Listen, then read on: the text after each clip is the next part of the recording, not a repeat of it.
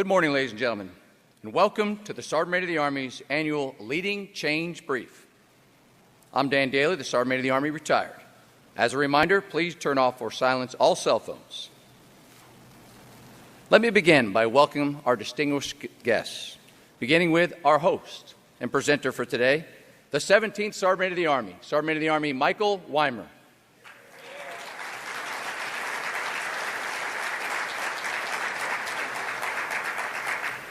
We have a few other guests in the room today, our former Sergeant Majors of the Army. Please give them a round of applause.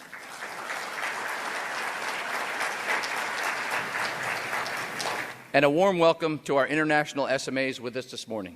Your presence makes this event very special. And a special thank you to our silver sponsor for all NCO events at the annual meeting, Jonathan Engineered Solutions. And I'd also like to recognize our bronze level sponsors, Columbia Southern University and Ecolog, for all their support for this event and our soldiers and families. Please join me in a round of applause for our sponsors.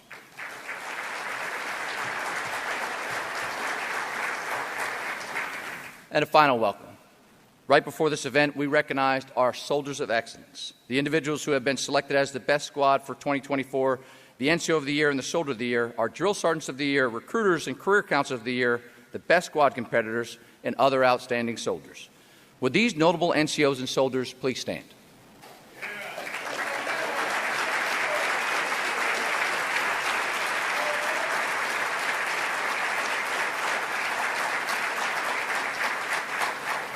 Thank you to all of our NCOs and Soldiers of Excellence.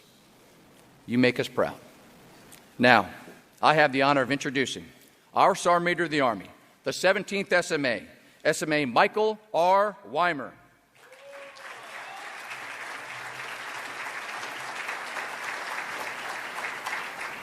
All right. And the team gets it right away. All right, good deal. I can't. They've had me at the podium enough today. Hey, it's really good to see this room filled, because that tells me we're passionate about the profession of arms, and that gets me excited. I know it gets all of you excited. So hey, to everybody that found the time in the crazy 3-day schedule that is AUSA to make it here, we appreciate it. We're going to do something a little different this year. Imagine that. Those of you who know me aren't that surprised, but we're gonna give ourselves a bit of a report card on some of the things we talked about last year that we were going to work in fiscal year 24, and then we're going to give a little bit of a reveal on what we're going to work on in 25. Not because we've figured it out, and not because some of the things that we still continue to work in 24 are finished, because some of these things are actually a journey. Step. I'll use step as an example. I don't think we'll ever figure out perfect step. I think it'll be a journey that we'll all be on, and some young NCO in this room will be continuing to lead us through when you're in charge. So, but then we are going to talk about some announcements for 25 coming up. But the first thing I want to do is I want all the members of the SEC to stand up right now. If you're a member of the Senior Enlisted Council, please stand up right now. I think we have everybody. TJ, do we have everybody? Tim's over there. I can't see with the lights.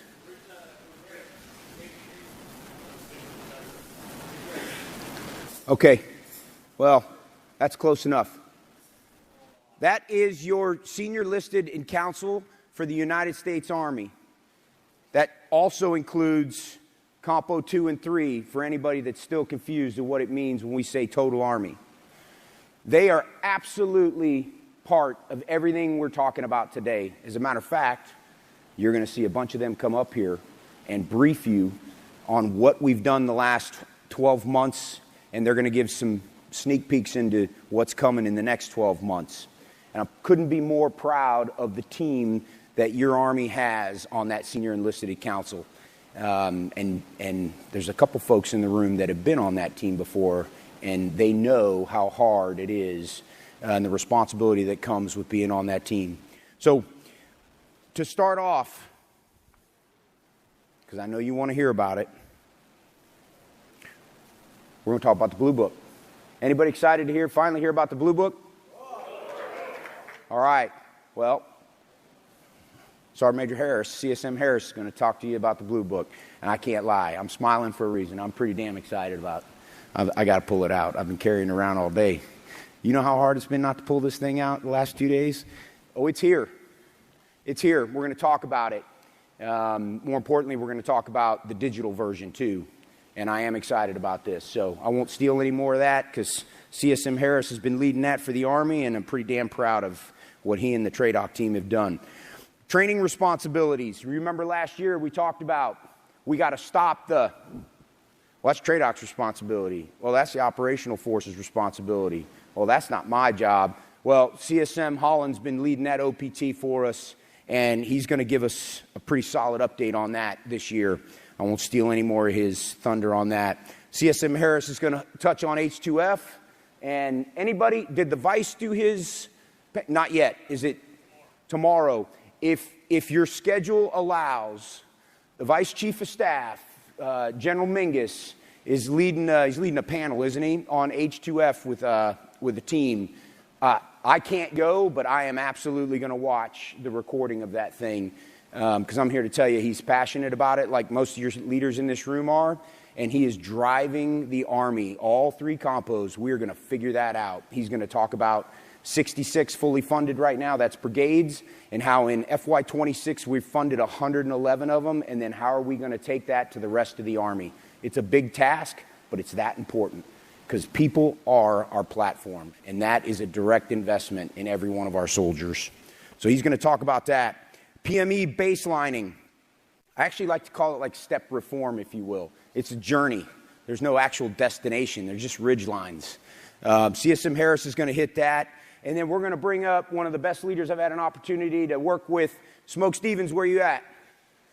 We're bringing up the G1 Sergeant Major. Smoke's going to come up here, and he's going to give really a personnel update, human resources update on some of the stuff we've been working. I'm really excited because some of that's going to reveal 25 efforts, and we're going to get after some of that. And I think that's another one of those journeys that has multiple ridge lines. Some of them are false ridge lines, if you want to know the truth. It's because we just keep working them. And then Sergeant First Class Summerlin, where are you at? Right there. Sergeant First Class Summerlin's going to come up, and he's going to close us out from briefers on the Harding Project. And he's going to do a sneak peek in the line of departure and the Muddy Boots Forum, which I'm excited about, but I'm not going to steal his thunder because that young E7 right there is a rock star, and he's going to come up here and crush it. And then I'm going to come up here and close it out, and I'm going to talk about some 25 efforts. And so, without any further ado, let's get after it there, Senior Enlisted Counsel. Let's do it. Get started. Roger Mansker. Most of you know him. Come on up.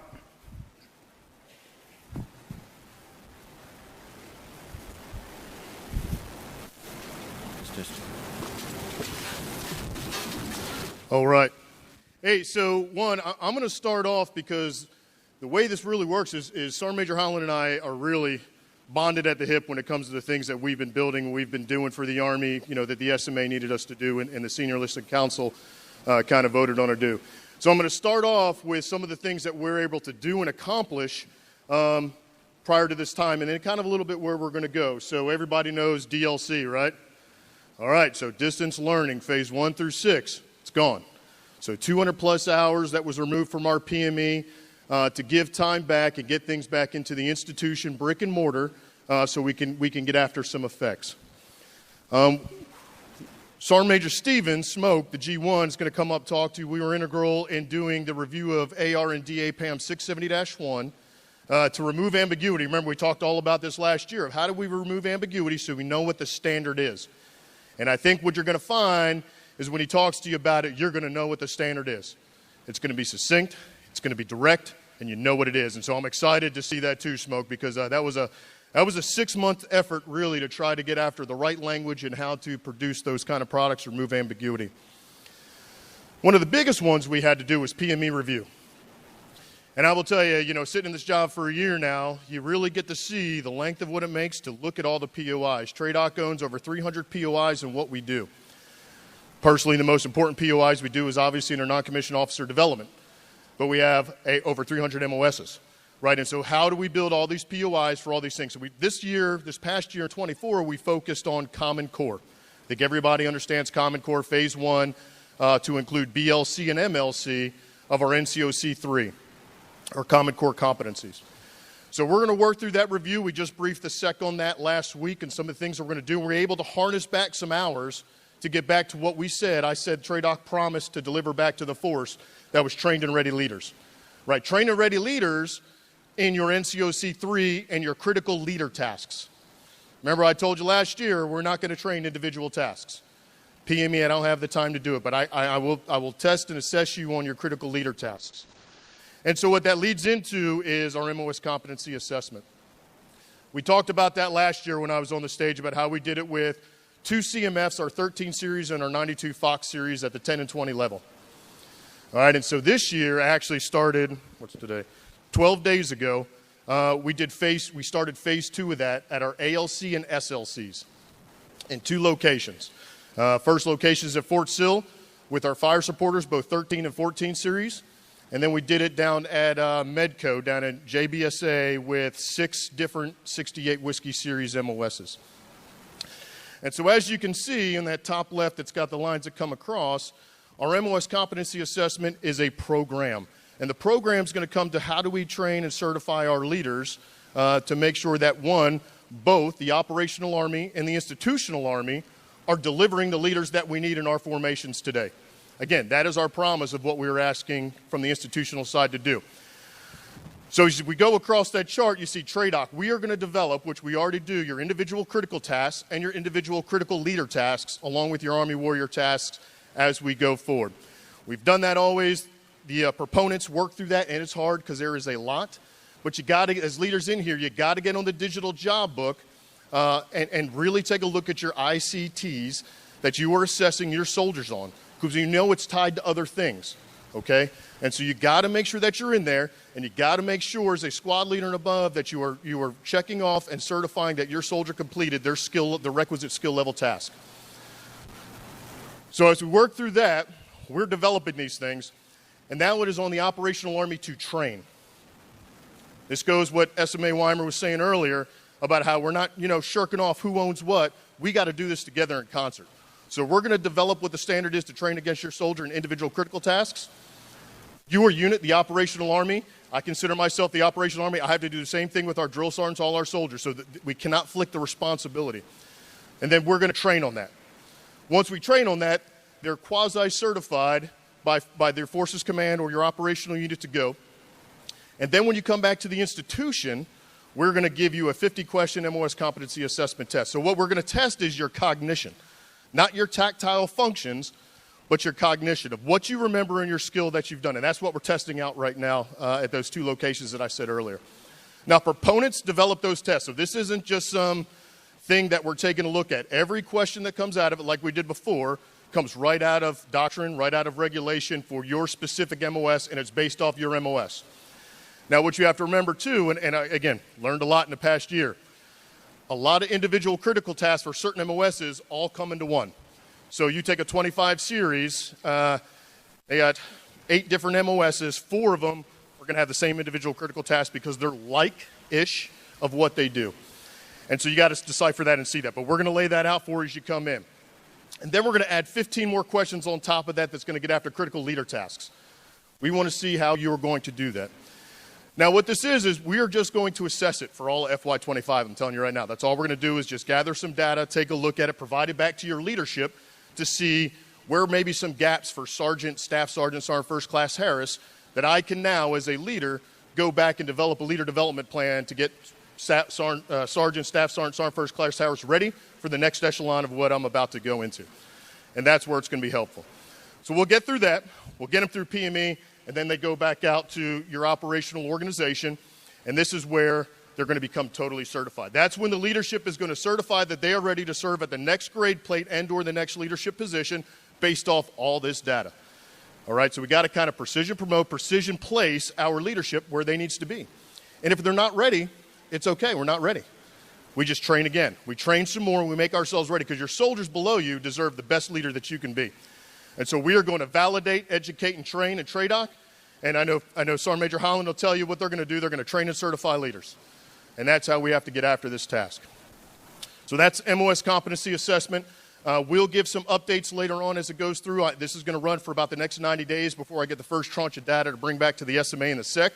And we'll see where we go with that. Bottom left is the new system called AUSA, the Army Training Information System. And I got some teammates in here. If I get this wrong, I know they will stand up and yell at me and say, Sergeant Major, you're wrong. This is what it is. So AUSA is the new system that we're going to use to replace DTMS. As a lot of you already know, we've already rolled most of it out. TPO AUSA has been rolling this out. And the ALMS, ALMS, Army Learning Management System, already kind of rolled up into AUSA. Everybody should have got that about 8-9 months ago that came out and did it. We're doing a pilot with 10th Mountain Division right now as they kind of go through their E2B, E3B as we put in data for individual critical tasks and your individual critical leader tasks and for their E3B process. So what this system is going to do, it's very intuitive. It's more dashboardish than DTMS was. And what we want to be able to do is have this feed all the other integrators that we have that captures soldier data for promotion, soldier data to make sure that organizations know that they are combat ready and combat effective to go forward and that their soldiers are meeting their requirements. So this is still kind of in its infancy stages, if you will. I think we're in phase 1 Bravo right now with our pilot with 10th Mountain Division. But it's going to be awesome. There's a unit out from Fort Riley too. 5-4 Cav out of Fort Riley is doing this also. And it's going to be a great system. So DTMS, sunsetting maybe in 8, 6, 7 years. It takes a while to bring these systems out. Again, you learn a lot when you do some of this stuff. H2F, SMA alluded to earlier. I want you to know this is a brand new website that just got launched about 3 weeks ago for H2F, and it's all comprehensive. So if you don't have that downloaded, go to it. Sergeant Major McMurdy and the H2F CIM team has done awesome work to get this done. If you're looking for how to develop a plan, there's fitness plans in there, and there's ways to upload your own things. If you've got a good program to put in there, you put it in there or get it to the CIMT team, and they will upload it in there. Super, super good. One of the last things I'll talk about before I hand it over to Sergeant Major Holland is just the Blue Book, and that's what it is. So this has been a labor of love for one person. One person I put on. His name is Sergeant Major Tyson Crosby, and this has kind of been his whole sole purpose with a few other things for the past couple months. I think you all are really going to enjoy it. Again, the Blue Book isn't about getting after standards of hair length, nail color, can I or can I wear earrings. This is about purpose of service, what it means to wear this uniform. Why do we do this? We're going to talk about the Constitution in there. Imagine that we're the United States Army and we have very few books that talk about the Constitution when it relates to the non-commissioned officer. So we're going to talk about the Constitution. We're going to talk about oath of service, purpose of service. We're going to talk about what it means to be a teammate. And again, this book, like we said last year, is meant to be the first 3 chapters in every unit's standards book, blue book, whatever your unit calls it. And I believe that's still the requirement, and that's how that's going to work. So you'll see it. We're not going to show it to the end, so you got to wait a little bit longer. But at the end, there's going to be 2 QR codes that come up. One QR code is going to take you directly to the Blue Book. The other QR code is going to take you to a website that we built to accompany the Blue Book, and it's called The Profession. And so when you get on there, we're going to give you instructions on how you can download it, make it an app on your phone, and all that other stuff. I had my phone up here. I just kind of show you. You can't see it anyway. But it's really awesome. Of course, I'm biased, but I think it's going to be really good, and you all will enjoy it. So at the end, we'll get those QR codes out, SMA, and then when you leave, there'll be things out there for you, too. So, TJ? You want this one? I'll swap it. You're swapping? Okay. Thank you. Hey, appreciate it. Thanks, Ray. I'm in the Good Karma Command, right? Forces Command. We're solely responsible for training forces for warfighting. And if you're tracking the Chief's priorities, the Army's objectives, number 1 is warfighting. And like a good leader, whenever we talk about things, we have an operational approach. So when you look at my half of the slide, and it's awesome that we're kind of working off the same one for everybody. Those 4 wins you see up there, the warfighting, that's how we've operationalized what we do as our responsibility as Forces Command for training and the operational force to fight and win tonight. Now, as I kind of work around that slide, what you see next to it really is something called Decisive Action Big 12. I'll dig into a little bit later. But the outcome of that is a warfighting handbook, and I'll kind of lead into that at the end. And in bottom right-hand corner is a warfighting assessment that we conducted. You know, as you're all tracking, there's this thing called transformation and contact. It's not a buzzword, as we were well aware of. but what are we doing to enable that for the Army? And the last portion of that, as I kind of go around the full circle, is something called Project Lethality, and I dive in that as well.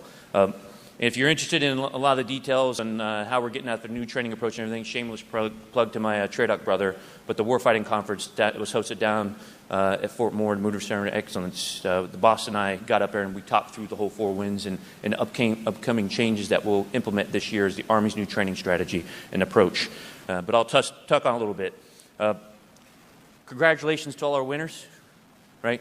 Best squad, I think I overheard Sergeant Major Harris and Sergeant Major Stevens talking about your drill sergeant assignments. So congratulations. Just joking. Just joking. Giblets. To the winners go all the spoils, right? So the OPT, I owe you guys where we were and where we are, right? And you kind of heard us up here last year, kind of walk the dog on this one. You know, really, ultimately, operational force, this is not just a force comm thing. It's everybody. It's everybody in this room. We all have a component in this. We own train, evaluate, certify. Sounds eerily similar to training evaluation outlines, right? 8-step training model. Point is our doctrine has always been there. We've always been fundamentally sound, but who owns what component of it? And I think Sergeant Major Harris kind of laid out really importantly what TRADOC is doing, but us, we still have that core competency responsibility of training, evaluating, and certifying. Now, that's not all. We've made recommendations. I'm sure you're going to hear up here, you've heard multiple times about 350-1 relook, and I'm going to talk to you about our new training and strategy and what we're looking at as far as the whole Army is. Everything we tell you to do as an enterprise in 350-1, integrated weapon training strategy, and 350-50, which is regulation that governs whether you're ready to deploy and fight and win the night at our combat training center programs or warfighters. What are we telling you to do? And we're overlaying that on a training calendar. It's like, do you have enough time, right? Per tempo to execute all that training. So we'll dig in that here in a second as well. But what can we control? Well, obviously, we control what we own, right? And a lot of us in this room is just readiness guidance. So a lot of things we've done in Forces Command is getting after the fundamentals on that, right? It's amazing. Some things that we have to kind of go back to the what was old is new again kind of deal. But the home station training, what you're going to see, especially if you get time this a little bit after this brief, is General Pappas and another panel. They're going to talk about the division training strategy. Essentially, we've left objective T.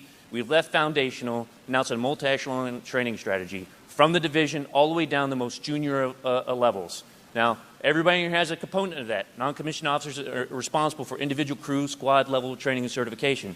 So our responsibilities of enduring never go away within that training approach. Now, within those phases of Army's resourcing through the rearm, you know, those things we measure, like I talked about, is the integrated weapons training strategy, which is a pathway to becoming lethal. Right? And over this last year, we've did a gunnery pilot. For those of you that know integrated weapon training strategy through and through, I'm not going to test anybody who's read it lately, but the new gunnery manual is out. And we piloted with the Armor School, with 3rd Infantry Division, the new gunnery standards. They're harder, so if you're an old school distinguished vet, I challenge you to get back out there on the platform and try it again. It is absolutely challenging, and it's changing our lethality at the combat training centers. Training duration and conditions. Hey, we say fight at night. But have you? How long have you been in the training environment in an enduring phase? If it's just Monday through Friday, well, those are duty days. Let's talk about training days. Get you out there at minimum 14 days, operating at night under duress with a free-thinking Op-4, stress your sustainment and logistics, your maintenance and everything else, not just the BCT, but all the other functional, multifunctional brigades in the field at one time, and that's called Operation Lethal Eagle, right? What the 101st did when 2-101 deployed into box this past year. Our other divisions are doing the same thing. We put 1st Armored Division in the dirt for the first time in February, and we got multiple divisions on the same process over the next 5 years to get every division, numbered division in the Army an opportunity to actually get in the CTC just like our brigades and with their multifunctional brigades and get stressed.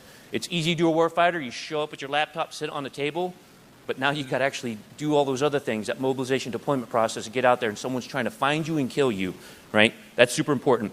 And we got to do things, you know, and as you're well aware of, we're learning in our environment, we're learning organization, as SMA likes to remind us all the time, is we got to operate in the denied, degraded, intermittent, and limited DDLI form. So that's what we talk about when we're training out there, mission command on the move, how we're structuring, how we're enabling us with the transformation systems with C2 fix, C2 next. All those things are super important, right? As we transform, the speed and relevancy of how we fight has to be enabled with our doctrine and our force structure, which is why it's super important, not just we're synchronized, but that guy named Brian Hester in Army Futures Command is right in our right hip as well, and he's a fast follower and actually most often a leader, and we're trying to follow rapidly behind him. So just more than us. Now that warfighting assessment, what about it? What makes it so special? Well, obviously, if you haven't heard, we bought a lot of commercial off-the-shelf systems, right? There's a lot of capabilities, a lot of skills, right? You look at those old functional courses, that's one of those things we're kind of doing an OPT lead. Are those old functional courses still relevant, right? We're talking counter-UAS. When's the last time you got on that course and got that ASI, the SQI? Well, guess what?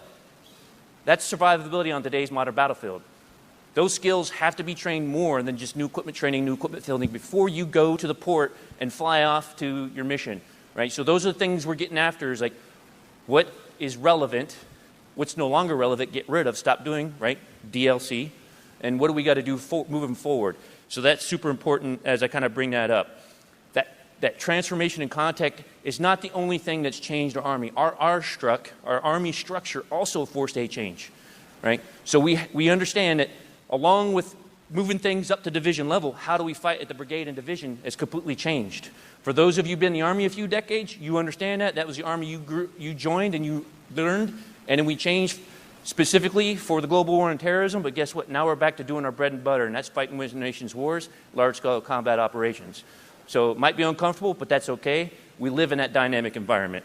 The assessment and reporting mechanisms that we do out there between our mission essential task lists, our training evaluation outlines, a lot of those things are sounding great, but when's the last time you opened up that RTEP?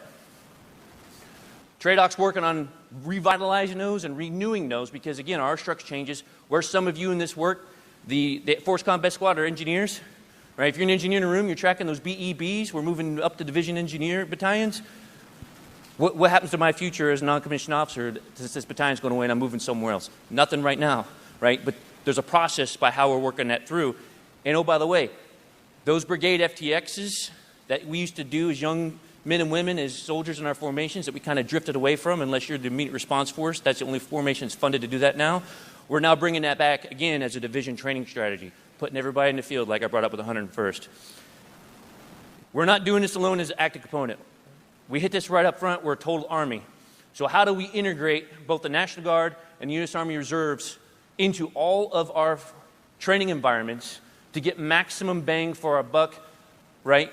To utilize our resources very well. And you kind of look at our XCTCs, our CTCXs, all those things we do in Compo 2, Compo 3, Global Medic, which is like the annual Super Bowl for the Reserve Command, synchronizing those with our division in the dirts and our warfighters and our CTC rotations. Instead of using Rescue Randy's training aids as casualties, well, I got real casualties in the CTCs, and we can absolutely do that tyranny of distance across the continental United States and stress mission command and the ability to actually do that, because the last time we want to relearn that is when we're actually at the point of friction, the real point of friction, and you're being overwhelmed in combat. So we're doing that now, and that's going to raise all our games as a total Army.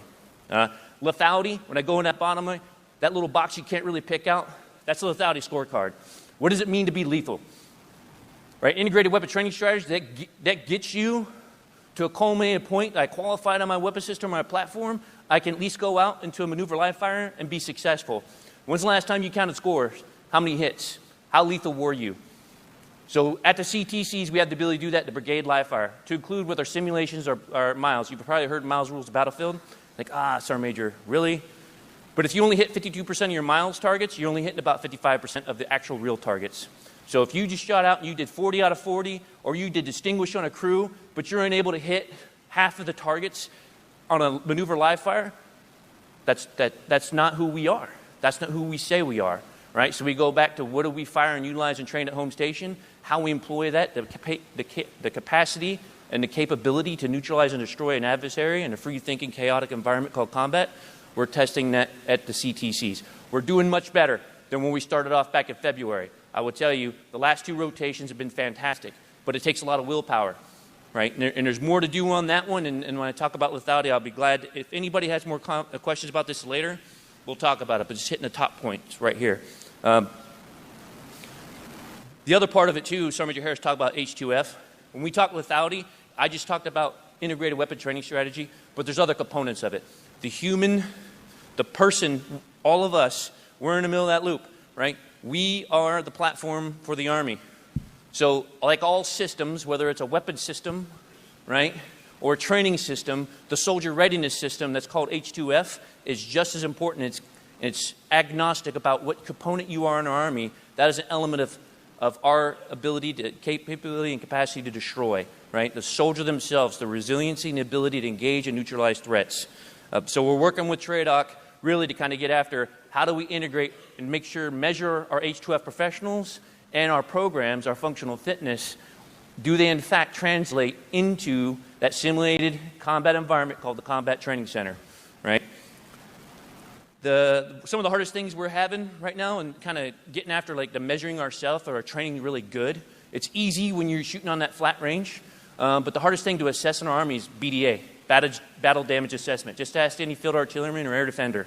You want to know when you launch something or you fire something, you want immediate feedback. So we're also modernizing our training apparatus, our facilities at our home stations, right? Because we talked about UAS, counter UAS, but also our targetry, because we want smart targetry. I want to know, hey, standards.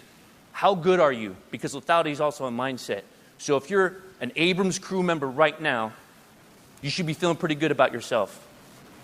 But what measure of performance or effectiveness, other than distinguished, can you say I'm better than everybody else? Well, hopefully if you're on the battlefield right now facing a platoon of Russian tanks, you can engage and destroy all of 4 of them in 90 seconds or less. Well, what table is that integrated weapon training strategy? It's not there.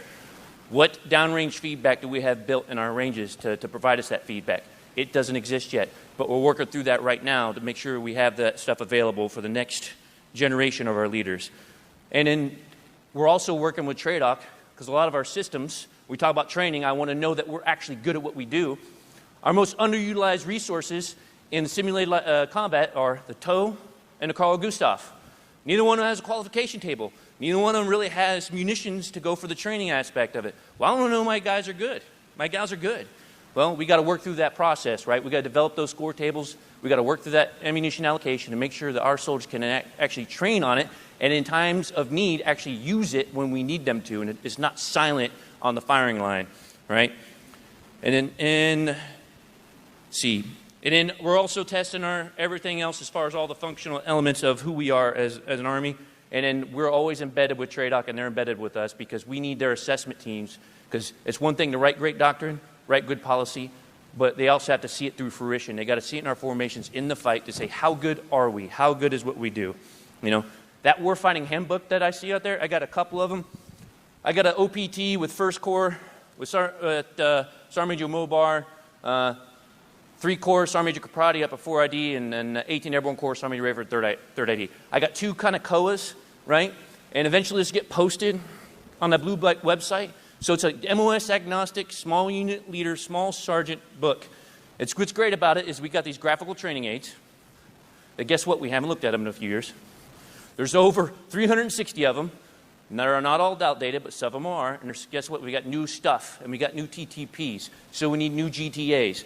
So we're modernizing our training aids, and we're going to get after a little small unit guide, and it's got thought-provoking questions in there to stimulate thought and actions for young NCOs in absence of senior leaders at the point that the NCO needs to ask those types of questions or lacks expertise for the fight. So that's one thing we're kind of doing as far as the warfighting handbook as well. That's part of that whole transformation of the doctrine aspect of it. You know, I think I kind of worked through the majority of all this, but I would tell you, it's become increasingly apparent at our CTCs, at our small unit leaders, right? They have the skill, they have the willpower, but they don't always have the experience, the technical competence, right? And that's about enabling that. And part of the CTCs, the structure of it, is actually providing assessments, a lot of data left on the floor. We're pulling that data from the decisive action Big 12 to enable things like that to make sure our future NCO Corps is better. That's the bottom line on that one. Now, what the ongoing conflict has taught us and what we're seeing out there across our globe is, hey, we got some gaps and we got some holes, and we can't afford to show up ill-trained or unprepared. And that's really what this training OPT's kind of got after in an ever-changing Army. But you know what? although our future's uncertain, there's one thing, is we need an NCO Corps that is grounded in being brilliant in the basics to the point it's not you keep training that until you get it right. You keep training until you can't get it wrong. So subject to that, SMA, that's the training kind of dual wing over here as far as owing everybody an update on what we've done and where we're going.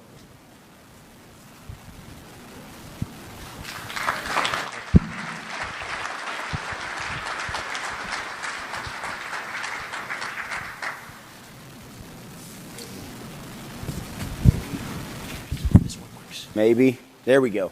There we go. Hey, there's a lot there. And I have to be careful myself because I can be a half-empty guy. The glass can be half empty. The ice can never be cold enough. So I have to be careful. But I'm here to tell you, and TJ knows this. As a matter of fact, I'm headed to 310s rotation in Germany here, third week of January. 310's one of our 3 transforming contact brigades. I'm heading back out there before the chief, rucksack, and I'm actually going to go live in the dirt for 3 days and 2 nights where CSM Marines. He knows. I took him down to JRTC for 3 days and 2 nights for, what was that, 41st, right? 41st Oregon National Guard for their rotation this summer. And then I love going out and spending some time with CSM Calvert out at NTC. I spent 3 days and 2 nights out there with watching a heavy brigade go west to east. So it's not always half empty.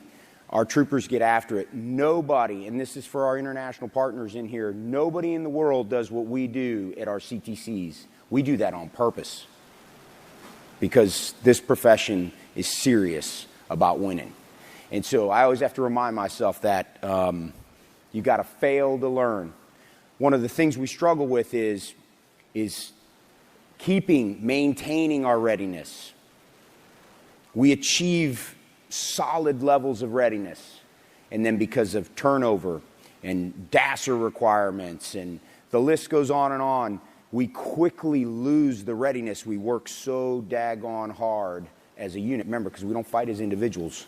We fight as cohesive teams. And so that's something else. I know the G1's getting ready to come up here. That's something we're talking about a lot, is how do we maintain that phenomenal level of lethality CSM Holland was talking about. Part of that's a TRADOC piece on the leadership side, and then training. You never can train enough. So really good. And then I just got to give, Sergeant Major Crosby, you in here? I'm just going to give you, not that Crosby, or excuse me, I said Crosby. I'll give you a shout out too. But Tyson, he's not. I'll tell you what. When you run into Sergeant Major Tyson Crosby, you can shake Jill Crosby's hand too. That's okay. You ought to give him a big handshake and tell him thank you, because I'm telling you, this Blue Book project we're going to see here at the end. I didn't want to put the QR codes up early because nobody'd be paying attention to anything CSM Holland or CSM Harris was talking about. You'd be playing with your phones because that's just who we are nowadays. But give him a big shout out. You'll find him in Global. Okay, a lot there. Continue the conversation. It's a journey. It's not a final destination. All right. Smoke, you ready? Yes, sir. Bring it. Let's get it.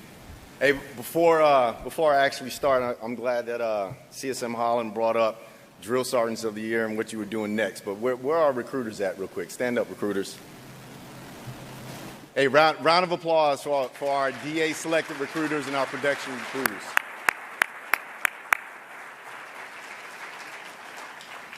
I just need to see who was I going to extend out on recruiting duty. So thank you very much for standing up. I know they're all right there with shade.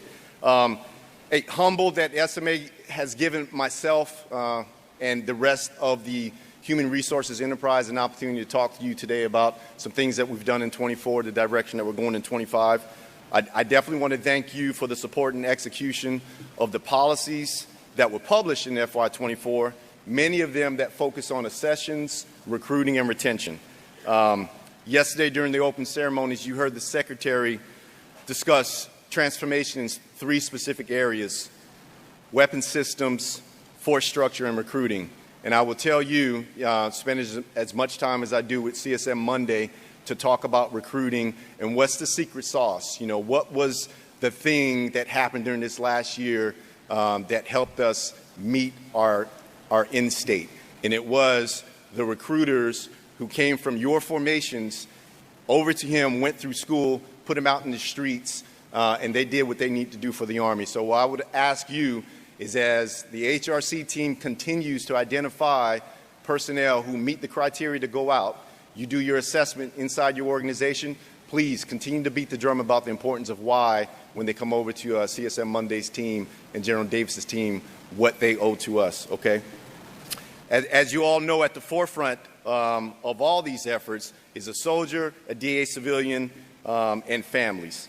And at the end of the day, again, it's our responsibility in the Army G1 to ensure that we establish, revise, and implement policies and procedures that are adaptable, flexible, and then where you are at the tip of the spear, ensure that you are able to execute those effectively. So at the core of everything that we do throughout the HR enterprise is the ability for us to enable operations at every echelon. Again, what you heard earlier from both CSM Holland and CSM Harris was how we impact warfighting. And it's no different than, you know, our responsibility from a total Army readiness perspective. In the G1, we're nested with the Army Synchronization and Resources Conference, as well as the Army People Synchronization Conference, where we report and we find unique ways to ensure that we identify personnel readiness gaps, specifically when it comes to deployability and our ability to have capabilities inside of formations. A critical effort to that is what we're doing now with the modernization of mobilization processes to integrate total Army. And again, that's one thing that both CSM Holland and CSM Harris talked about, is everything that we do, it has to be all three compos. Again, at the end of the day, in order to have the effect that we need in large-scale combat operations, it's going to take all three compos for us to do that. So that's something that we'll continue to work on during FY25 with that. Probably near and dear to everyone's heart is we have transformed in the HR space when it comes to IPSA. All right? Increased functionality. We've better postured ourselves to use the technology that's out there in industry.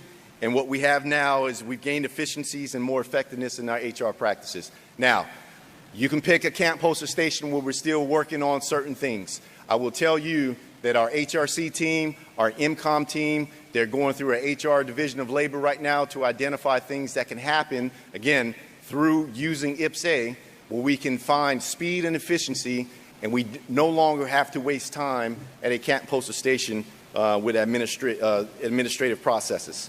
There's other capabilities that we've done, many listed on the slide right there. The one thing I will tell you, though, is as we look to military pay and compensation, okay? So the Army military pay, that is something that we are constantly working with our AUSA FEMCOM and DFAS teammates on to ensure that when we say one face to one space, if there's a pay impacting action that comes with that, we need to ensure that it's timely, it's effective, and at the end of the day, there's no S1 or G1 that's stuck going through administrative processes to try to ensure that someone is paid.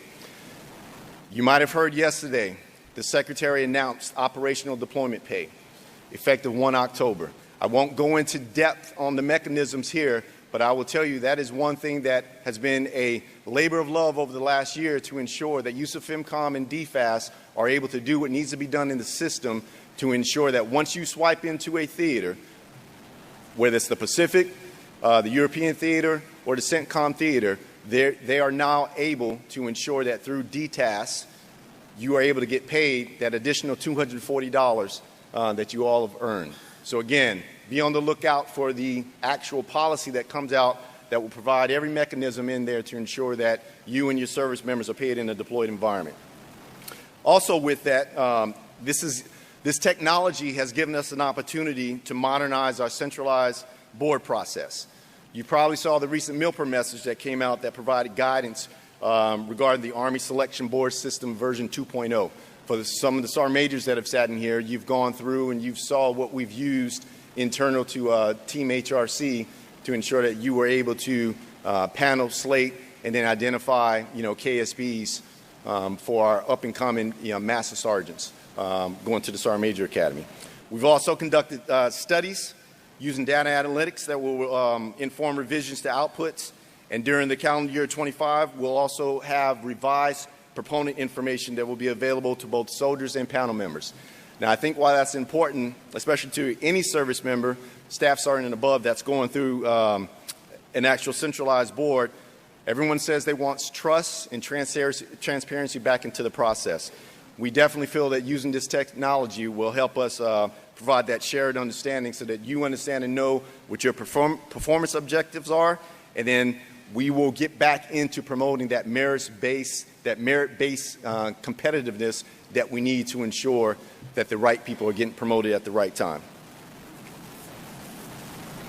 So looking down into how we want to continue to leverage delivering ready combat formations, again, I talked earlier about the accessions enterprise.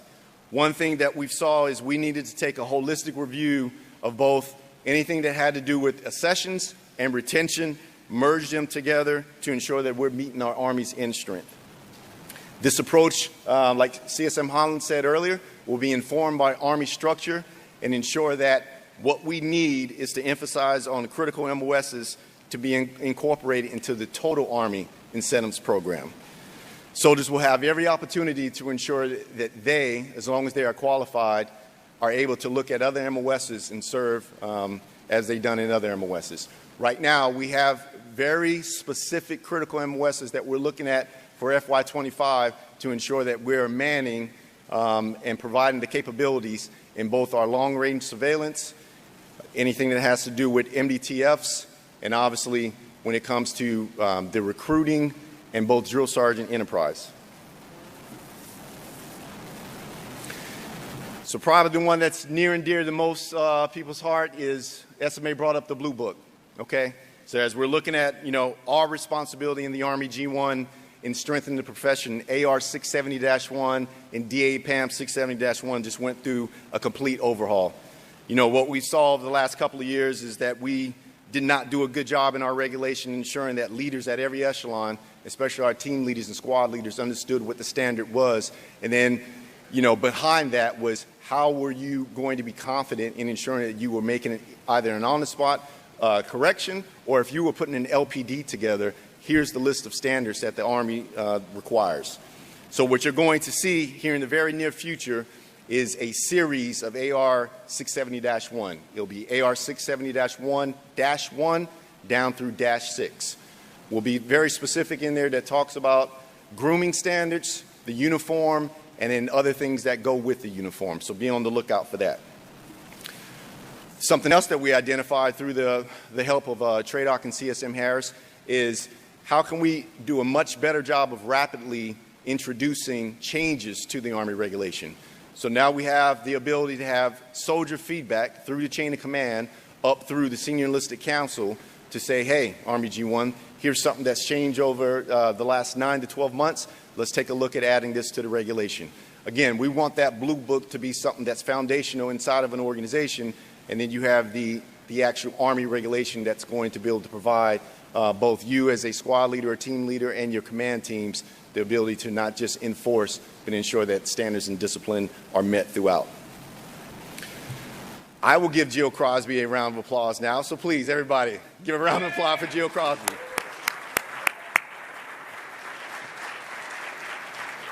So there's nothing that we do in the Army G1 by ourselves when it comes to, personnel policies. Again, great teammates at the Army Human Resources Command, our DMPM, and then obviously our Sergeant Major Management Division to ensure that we take care of our most senior enlisted population. So during this next calendar year, there's a couple of bridging strategies that we're going to have to ensure that we have future capabilities and our ability to identify the right people at the right time to go on to the right assignment. One thing very important for our most senior enlisted population is we're going to one command selection list. We're looking at that being released on April of 2025, and that will impact assignments for FY26. The next major muscle movement with that is for our CSM and key billets. We're looking at changing those to 36 months beginning in October of 2025. And then for our second time CSM and key billets, right now we're still looking at 24 months with that. Again, I will tell you all that HRC is doing a phenomenal job at using the technology and the algorithms to ensure that every talent manager there, they have their file assessment on every service member. They're having phone calls. They're having touch points to ensure that we understand what's happening both with the service member as well as the family before the decision is made to place someone on assignment. So again, I will ask all of you, continue to interact with your teammates at the Human Resources Command. The last thing I would like to say is, and again, this kind of goes back to what both CSM Holland and CSM Harris talked about, how we've acquired, developed, how we retain service members have changed over the last 20 years. Again, society has changed. But at the end of the day, the Army values, our standards, and discipline has not. Again, what we owe you is to ensure regulations like AR 670-1 is up to date. It's something that you can read, you can understand, you can enforce it, and there is no question about something that you're making a command decision on. So again, I appreciate you all. We are walking throughout the exhibit. I got Team IPSA here, Team HRC here, Team DMPM here. So if there's something that you want more information on, please just stop by, and we have no problem having a conversation with you. Thank you all.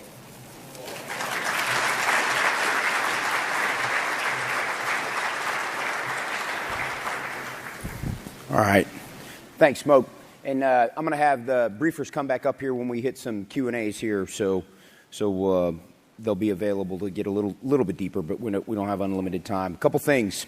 2025, it's the year of IPSA.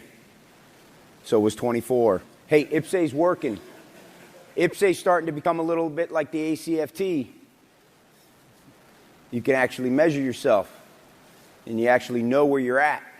IPSA's working. It's not perfect, but the second P in IPSA is what we're really focused on right now, and that's getting the actual pay piece in there. And the cloud migration, and I know it's in the weeds, but there's a funding aspect to this, and we prioritized it. And so we are going to migrate that sucker to the cloud so that we can continue the next steps of fully enabling what IPSA is going to bring. And I'll say it again, we probably won't like some of the things we see because we haven't always been super above the table with all of our stuff. I'll leave it alone with that. But it's going to help us see ourselves. Okay, another one. E7, E8 trust and transparency. We've got a problem. We've got a problem with folks no longer wanting to be a sergeant major. It's just the truth. And so between the G1, HRC, and SMMD, Sergeant Major Management Division, we've been working this for, at least since I jumped in the seat, just picked up where SMA Grinston was. You're going to see full court press. You saw some of that already with Class 74, 75, and beyond. SMMD fully utilizing those sergeant majors again. Opt-out rates are high. We've got to start telling people about what it means to be a sergeant major. Don't be so negative. I'm talking to myself here right now, too. We tend to end up being in the negative space a lot because that's Sergeant Major, I need you to fix this. Sergeant Major, I need you to fix this. Sergeant Major, did you hear about this? Sergeant Major, did you read this article? Sergeant Major, the list is never ending. Be careful. You will become the senior leader that is negative all the time if you don't take hold of how you display your leadership. Because if I was an E7 or an E8, I would question why I'd want to be an E9 also, because it surely isn't for the pay. So be careful, because it's not a true display of how awesome it is to be able to be an E9 in the United States Army and how proud we are of our soldiers. So don't let that become your reputation. Promotions. We're going to wire brush promotions. And I told Smoke, go ahead, give a shout. We're going to take a look at it. I don't want to remove the human in the loop. The human always needs to be in the loop when it comes to promoting our talented E8s and E9s and E7s for that matter. But we've got to remove as much bias as possible when it comes to what proponent says versus what I feel is important. Because I'll tell you, if you haven't looked at what your proponents have uploaded right now, because I'll tell you, Sergeant Major Uribe and team have really taken ownership. It's solid. I know because I made them pull it up and show me and actually test it this year. And it's the best I've ever seen. There should be no question. But now we got to have some consistency with our proponent guidance. Because if we're changing proponent guidance every year, do these young staff sergeants even know what right looks like to get promoted? It's like a roller coaster. So we're going to talk quite a bit about that this year. I'm really excited about that. 670-1. Ambiguity. We put ambiguity into 670-1. Instead of 2 pictures of what a right haircut is, we put like 20 pictures of what a wrong one is. And then soldiers do what I did when I was a youngster. They just find a seam or a gap. I found a seam in the process. This picture's not in there, so this must be what right looks like. So we're going to go back, and we're going to show what right looks like. And then you can have a conversation with your non-commissioned officer that's in charge of you of whether you're in the standard or not. And we're going to eliminate some of this ambiguity. I am being kind. The Blue Book is going to become the one single location to know what the standard is. When I swapped out with SMA Grinston, I have never been known to be the uniform guy. You can all chuckle. It's true. I said, hey, could you look up what am I supposed to wear here? The joke in the office was 3 different people will pull up Google. They'll all pull up a PDF, and then we look at the bottom to see which one has the most recent date. And then that's what we'd go with. Well, now we're not going to have to do that because the one that's going to be on the digital Blue Book app on the site is going to be the one that the Army references. And we no longer have to guess because that's a real thing for Staff Sergeant Smith and Staff Sergeant Weimer out there trying to actually enforce the standard. And then the last thing I'll stop on the Blue Book till we get to the end is how we enforce the standard matters. These are our teammates that we are enforcing a standard with. Teammates. If you remember that when you go to enforce a standard, it changes how you approach enforcing the standard. It now becomes a conversation, one probably from an angle of what's going on. You know this isn't the standard. Talk to me about what you got going on in your life or your personal life. What's going on here? Because you're better than that. It's a different approach. The how matters. Okay. 36-month CSL. I had the team pull the average. What was it, Jill? Jill, it was 1.6 or 1.7 years for average CSL time. Yeah, 1.7 years. 24-month CSL positions, we were averaging as an Army 1.7 years in position. Think of the turmoil inside your unit. Think of the turmoil inside your family. 36 months isn't going to be perfect. This is a journey, not a destination. But 36 months is going to help us, I believe, the SEC believes, get us to closer to 24 months plus, relieve some of the turmoil, really make cohesive command teams. I mean, to be cohesive, you actually got to be somewhere for a little while, right? And it's going to help us try to get to 1 slate a year. And I know that matters to a bunch of people in here. The reason we have 2 is because we've had so much turmoil. So again, I'm just being brutally candid with you. That's the goal, and that's some of the mechanisms we're trying to utilize to get us there. Okay. All right. Who's up next? Oh, my favorite. All right, Summerlin, get up here and crush it. A little bit like Shade Monday.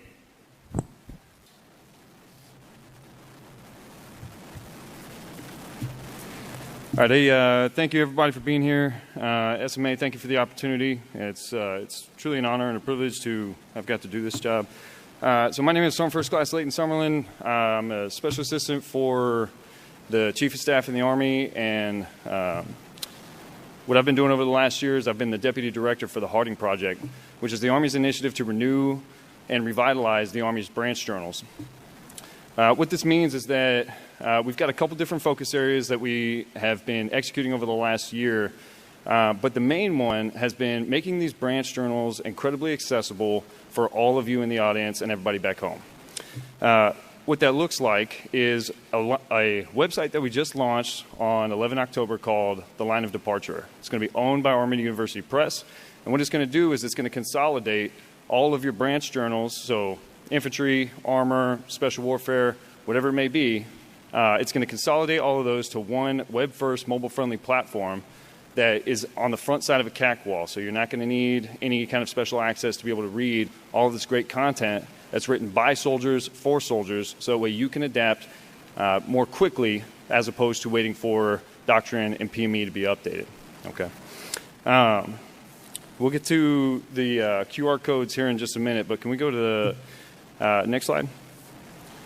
So when I was talking to SMA about line of departure, the journals, and what this came down to was how do we normalize a culture of professional discourse that starts with the written word. And what we came up with was we wanted to start an initiative that was a lead from the front approach where our nominative command sergeants majors are going to share their most valuable experiences and a low barrier to entry, which means it's going to be not overly scholarly. It's going to be a low barrier to entry type of article that's going to capture their most valuable experience. And then you're going to be able to share that with all of your soldiers. It's going to be in an LPD-ready format, and it's going to immortalize all of those types of experiences that they travel around and share with everybody to make us all better and strengthen the profession. So what this means is that over the next 24 months, every 2 weeks, we're going to have an article published by a nominative command sergeant major. And once again, I highly encourage that everybody takes a look at it. First in the chute, yesterday evening, we published SMA's article.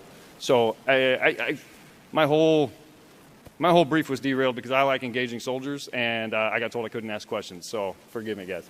But so can we go to the next slide? I'm gonna pull up the QR codes because I am a modernized guy versus maybe SMA. I want you guys to be on your phones. I want you to check this out. Okay.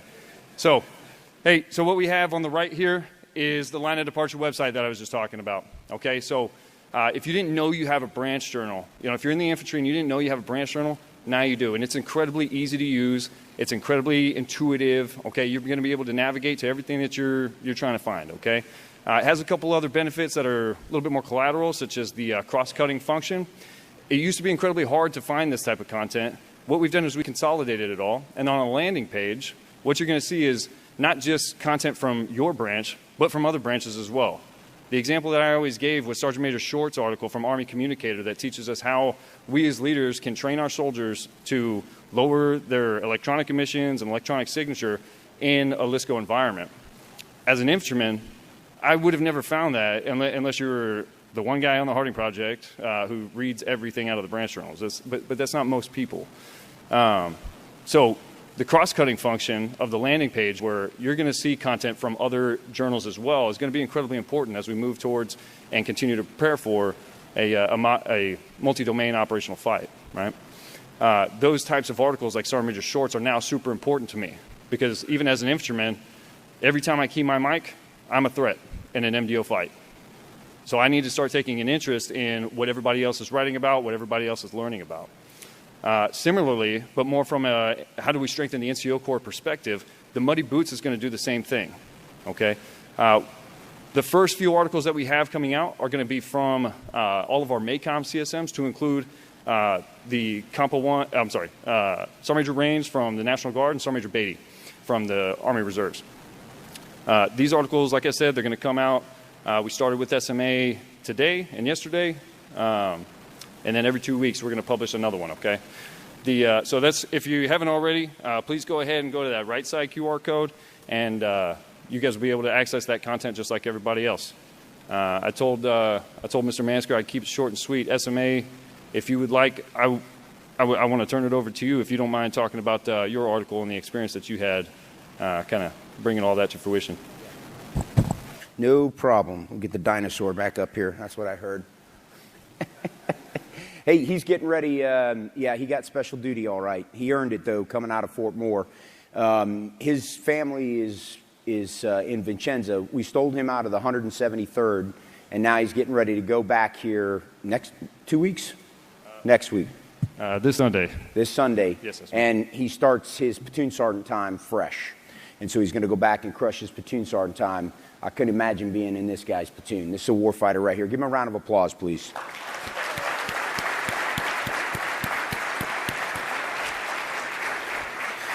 So the chief asked me during the transition phase about writing. Hey, we got to get back to writing.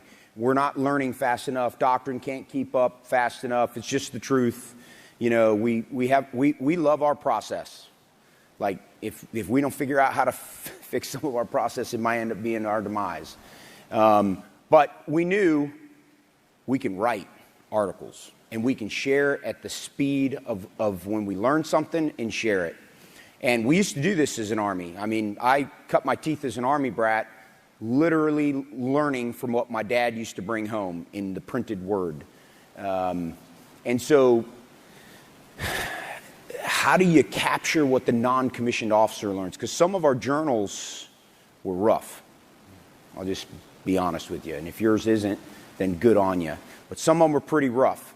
And our attention span is literally 36 seconds long now. And it just keeps dropping.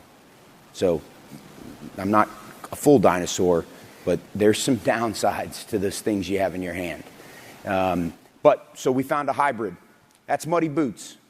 In my personal opinion, if you're a non-commissioned officer, you should always have some calluses on your hands, and you ought to have at least one pair of boots that you get out every now and then to go get in the dirt, or you're not as engaged as you think you are. And so we called it the Muddy Boots Forum.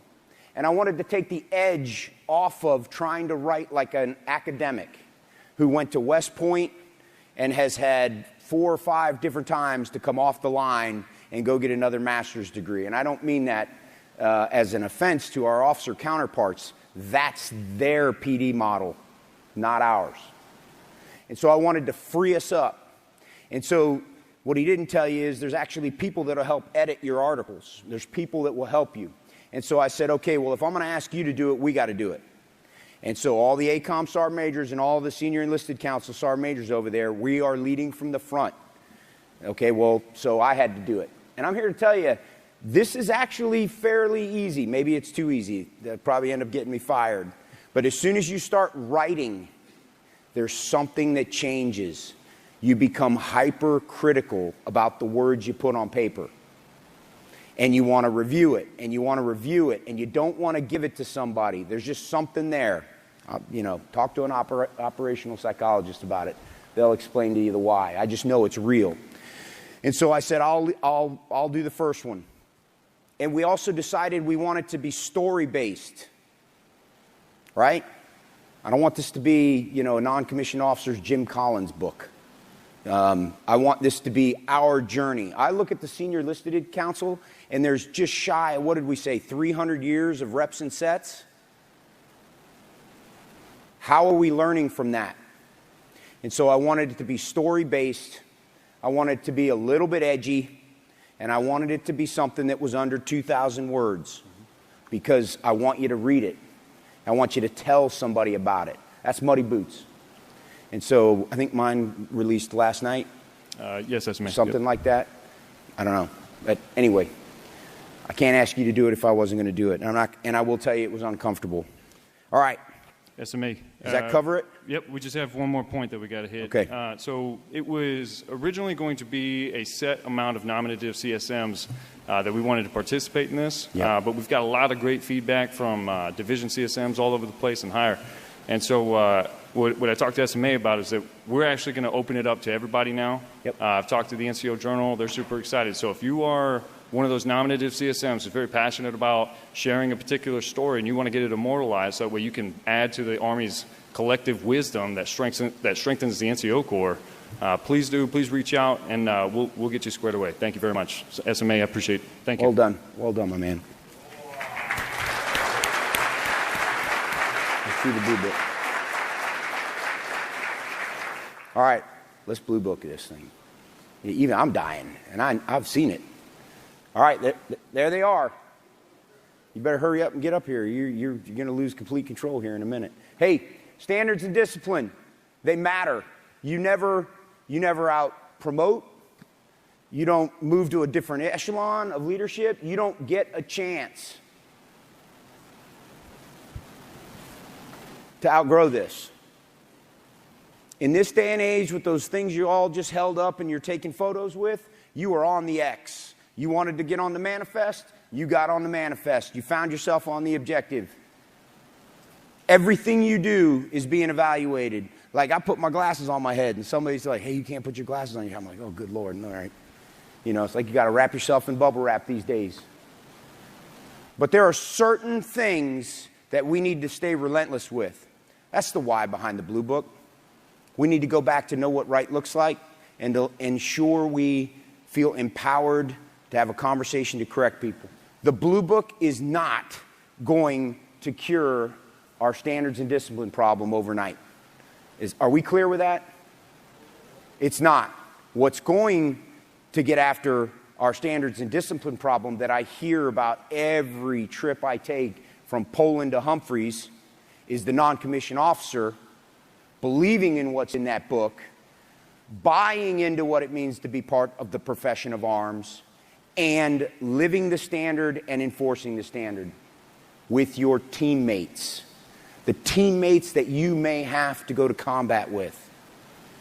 And if you read my article, you'll learn quickly, combat doesn't care if you didn't have time. Combat doesn't care if your training calendar was full. Combat doesn't care if you couldn't figure it out because hire had you all these. It doesn't care. All combat cares about is, were you ready? And it's a really bad feeling when you end up in that spot.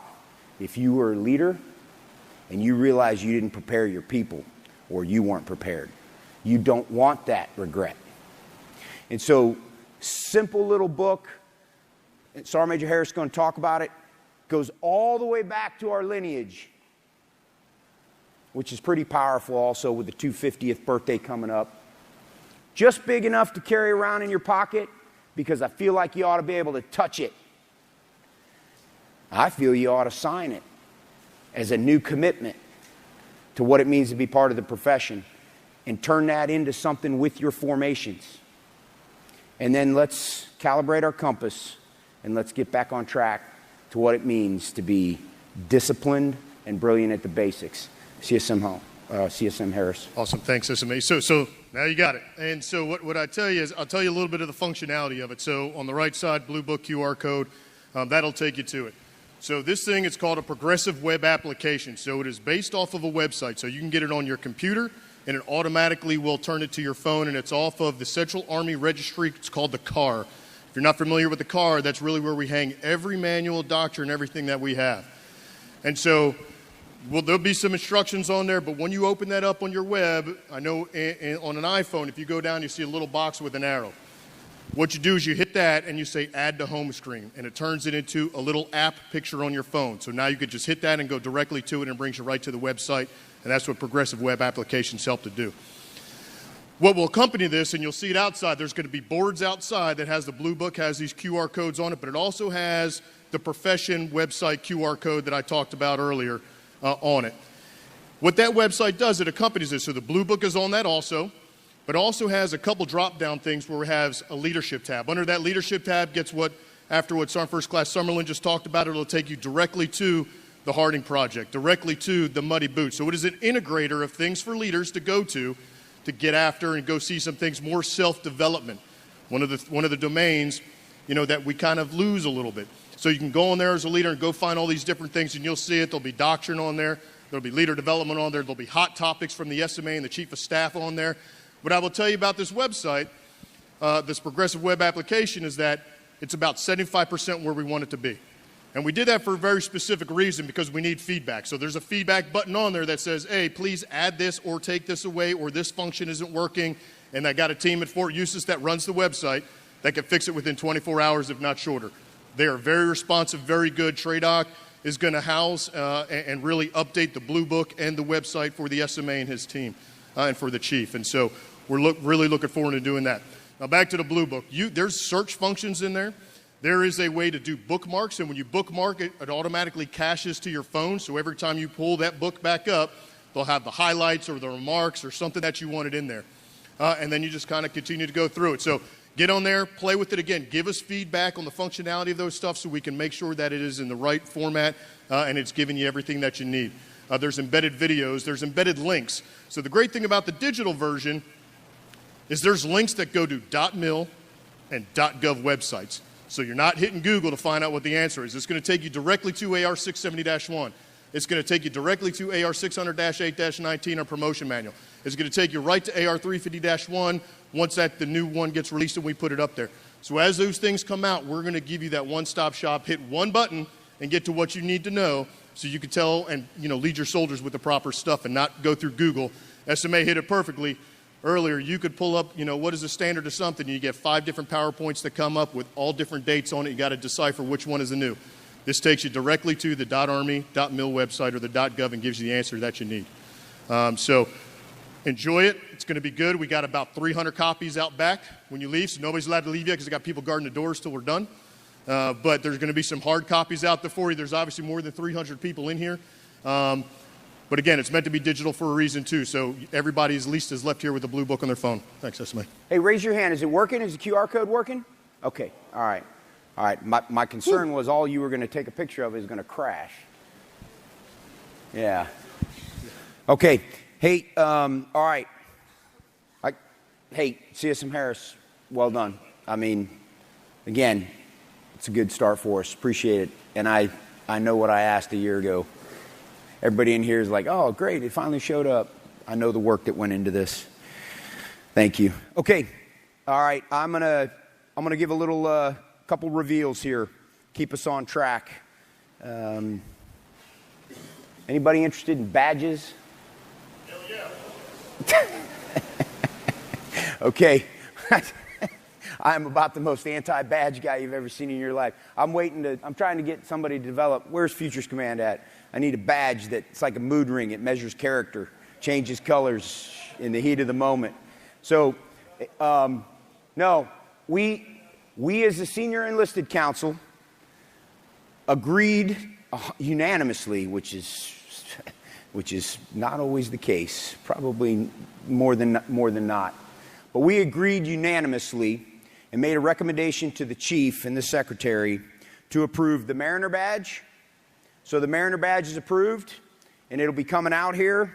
The Mountaineering badge, I know that's pretty important to a bunch of people. Also, folks that have already been to the mountain warfare school, that'll all count. And then the Master Combat badge. And the Master Combat badge, same with medical badge, same with Expert Soldier badge. The bottom line is we're trying to promote EIBs, basically E3B. Because what came to us was that we had leaders in the formation that were just wearing their CIBs. And I'll be honest with you, not all CIBs are equal. It's just a true statement. They're not all equal. But all EIBs are equal, aren't they? And I'm here to tell you the failure rate on the EIB is pretty high because it's hard to get. That's why it's called expert. And so the Master Combat badge will actually identify that you have both. And so you'll be able to wear one badge and it identifies you have both. It also was a good reminder to me that when I was young Sergeant Weimer, I did look to the Panama guys. I did look to the Grenada guys. Heck, we even still had a few Vietnam guys in my old formation at that point in time. And whoever had a mustard stain on their jump wings, who had a Ranger scroll on their right shoulder, who had a CIB, it mattered. It was motivating. And so I agreed unanimously with the Senior Enlisted Council. Those 3 badges, 2 in particular, Mariner and the Mountain. The Mountain, who remembers the goat head for the Mountain? The Mountain, yeah, that's not going to be the badge. Just so you know, for the record, they're in the process of redesigning a badge that will come up and for approval. But I didn't want the process to slow down the righteous reason the badge was requested. And so the badge is approved. And so you'll be hearing more about that. The policy will come out with who can and who can't. But I'll tell you, 7th Trans that did the Gaza humanitarian mission in Gaza.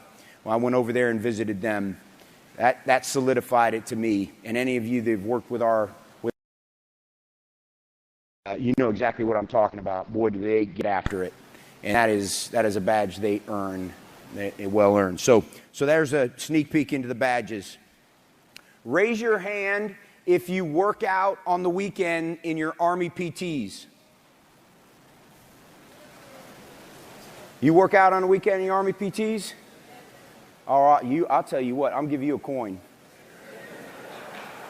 And I'm stingy with coins. Because if you give a coin to everybody, it doesn't mean anything. I don't work out on the weekends in my Army PTs. Why don't you? Come on, say it. Yeah, because they don't represent who we are as war fighters. We're redesigning the Army PTs. And it's going to look probably a little different than we've done in the past. We're not going to get locked in to the same t-shirt that everybody's just going out and buying a new t-shirt anyway for their unit. And so you're going to see PEO soldier, in particular, Sergeant Major Rob Haney, who's our new ASALT Sergeant Major, is leading this effort for us with PEO soldier. And so in 25, you're going to see a new PT, I like to call it kit, because we fight in kit. It's going to be rolled out. We're going to beta test a bunch of it. You may have seen some of us wearing some of it already before, but you will definitely hear about that when it's coming. Because if we're going to be fit, and we're also going to look good at the same time, and rep the Army brand. Okay, on the G1 side of the house, who here loves the OML process? Who here believes that there's some trust and transparency issues with the OML process for our promotions? Sound off if you believe. Okay, well, the Senior Enlisted Council, we've been hearing about this for, SMA Grinston before, and we've been hearing about this. Truth be told, OML is not that much different than sequence numbers, just most of you don't actually remember sequence numbers because we're such a junior formation right now. We're going to take and do a deep dive of our OML process that we started in 2019. We're going to deep dive it with the goal and objective of how do we increase transparency. That's the key piece. How do we increase transparency? Because once you start to understand what the OML process is, because we're going to do some education this year on it in formations, I think you're going to be slightly surprised that it's not as different as what you heard about back in the day with a sequence number. But I do think we need to increase transparency on it. It's tied to promotions, which we talked about already. So that's 2025. When we're back here next year, we'll be doing a report card on what we learned and what we assess will be the way forward. Keep in mind, again, this is a room with some pretty senior leaders in it. When we talk anything associated with promotions, we have to be very rigorous in our analysis. We just don't pull levers when it comes to promotions. And so we'll give it a good wire brushing this year, and then we'll come back to you with a report on what we think some potential way forwards are with increasing transparency. Because in the end, if we don't trust the system, we've got a problem. And we want you to trust the system. And so that's the OML update. 350-1. Who here actually uses Sergeant Major Fofana? You in here? G3 in here? Mullinex? Okay, well, I'll get quoted anyway. I think current 350-1 is like 288 pages. Don't raise your hand, but we're pretty sure from what we've collected, there's not a lot of troop battery company using 350-1, which was in the spirit of what 350-1's for. So the chief asked the vice to take ownership of it. And he may actually talk about this a little bit at his session, because it fits right in with H2F and all things warfighting.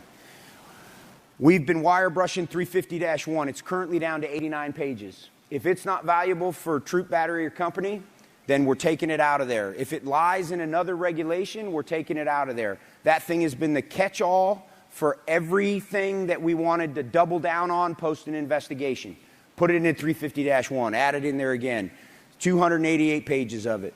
It was really interesting to look at the history of 350-1 all the way back 3 decades. I think the history went back 3 decades. I think the very first one was like 40-some pages.